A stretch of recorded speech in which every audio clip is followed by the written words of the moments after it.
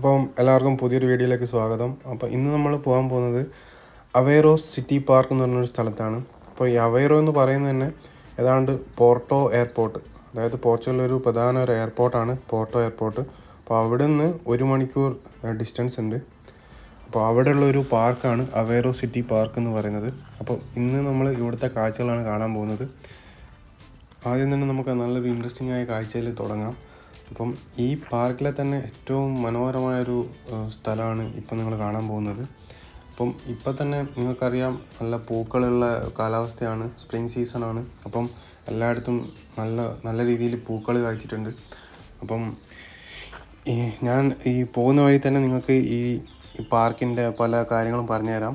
അതായത് ഈ park inaugurate ചെയ്തിരിക്കുന്നത് 2006 2006 ഇവിടുത്തെ അവെയ്റോ മുനിസിപ്പാലിറ്റി മുൻകൈ എടുത്ത് നിർമ്മിച്ചൊരു പാർക്കാണ്. അപ്പം പുറത്തുനിന്ന് വരുന്ന വിദേശ സഞ്ചാരികൾക്കും എല്ലാവർക്കും കൂടി ഓപ്പണാണ് എപ്പോഴും. അതായത് നമുക്ക് പാസ്സൊന്നും വേണ്ട ഇതിനകത്ത് കയറാൻ. ഇതെപ്പോഴും ഓപ്പണായിട്ട് കിടക്കുമ്പം ആർക്കും എപ്പോൾ വേണം തന്നെ വന്ന് കാണാം.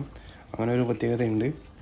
പിന്നെ എടുത്തു പറയാനാണെങ്കിൽ നല്ല പീസ്ഫുള്ളായിട്ടുള്ളൊരു കാലാവസ്ഥയാണ്. അതായത് ഇവിടെ ഇതിനകത്ത് കിടക്കുമ്പം തന്നെ നല്ല പീസ്ഫുള്ളായിട്ടുള്ളൊരു അറ്റ്മോസ്ഫിയറാണ്. ഒരുപാട് ആൾക്കാർ പല കോർണറിലായിട്ട് ഇങ്ങനെ ഇരിക്കുന്നുണ്ട്. അപ്പം ഈ സിറ്റീൻ്റെ ഉള്ളിൽ തന്നെയാണ് ഇങ്ങനെ ഒരു പാർക്ക്. അതായത് ഇതിന് ചുറ്റിലും നല്ല ട്രാഫിക് ഉണ്ട്, പക്ഷെ ഇതിനകത്ത് ഭയങ്കര സൈലൻ്റാണ്. അപ്പോൾ ആൾക്കാർക്ക് എപ്പോൾ വേണമെങ്കിലും വന്നിരുന്ന് സമാധാനത്തോടെ ആസ്വദിക്കാൻ പറ്റിയൊരു സ്ഥലമാണ്.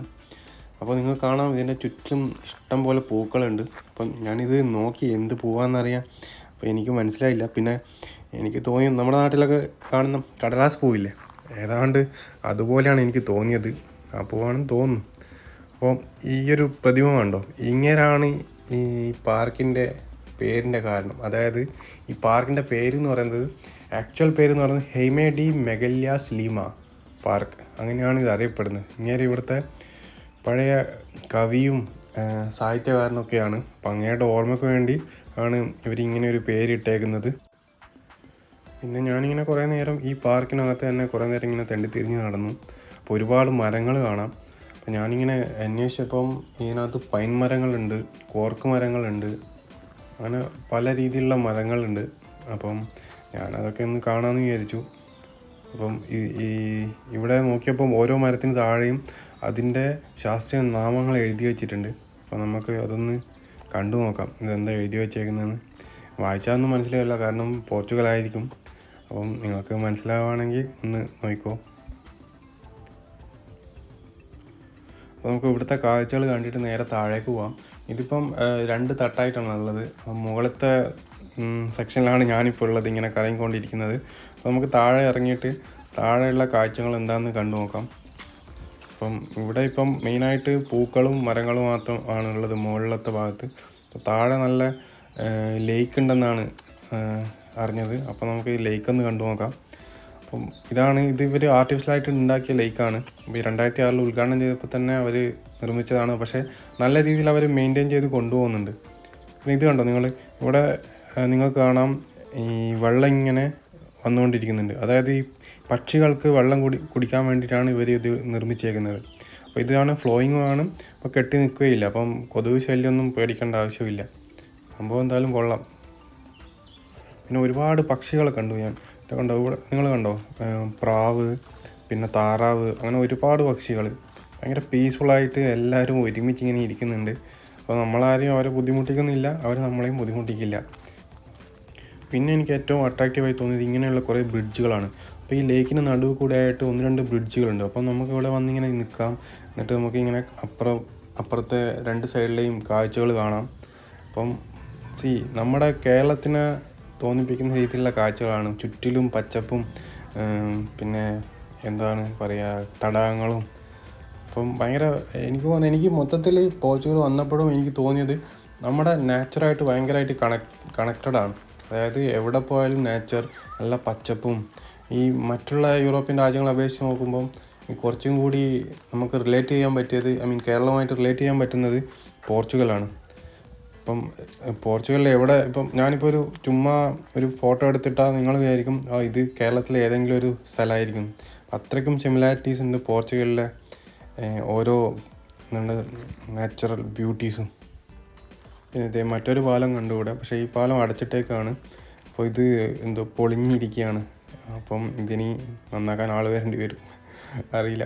എന്തായാലും ഒരു ബോർഡ് വെച്ചിട്ടുണ്ട്, പക്ഷേ ബോർഡിൽ എന്താ എഴുതിയാക്കുന്നത് എനിക്ക് മനസ്സിലായില്ല. എന്തായാലും കാണാൻ പറ്റുന്നുണ്ട് പൊളിഞ്ഞിരിക്കുകയാണെന്ന്.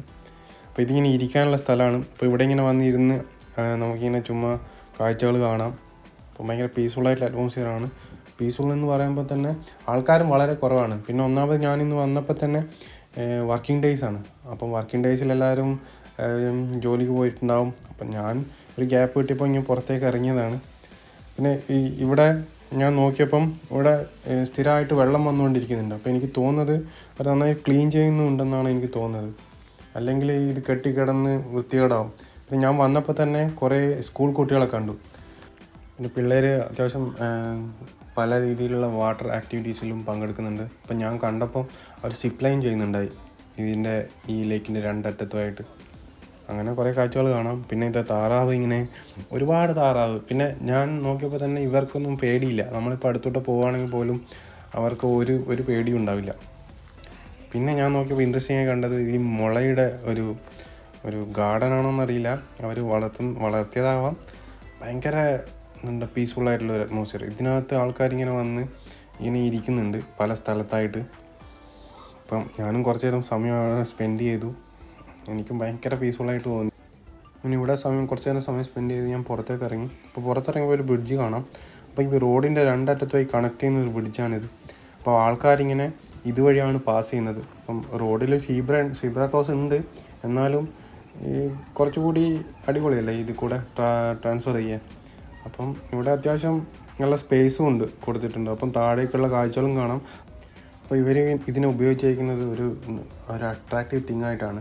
പുറത്തുനിന്ന് വരുന്ന സഞ്ചാരികൾക്ക് സമയം സ്പെൻഡ് ചെയ്യാൻ വേണ്ടിയുള്ള ഒരു സ്പേസും കൂടിയാണ്. അപ്പം അത് കഴിഞ്ഞ് ഞാൻ താഴേക്ക് ഇറങ്ങി. അപ്പം താഴെ കുറേ സ്കൂൾ കുട്ടികൾ കളിക്കുന്നുണ്ട്.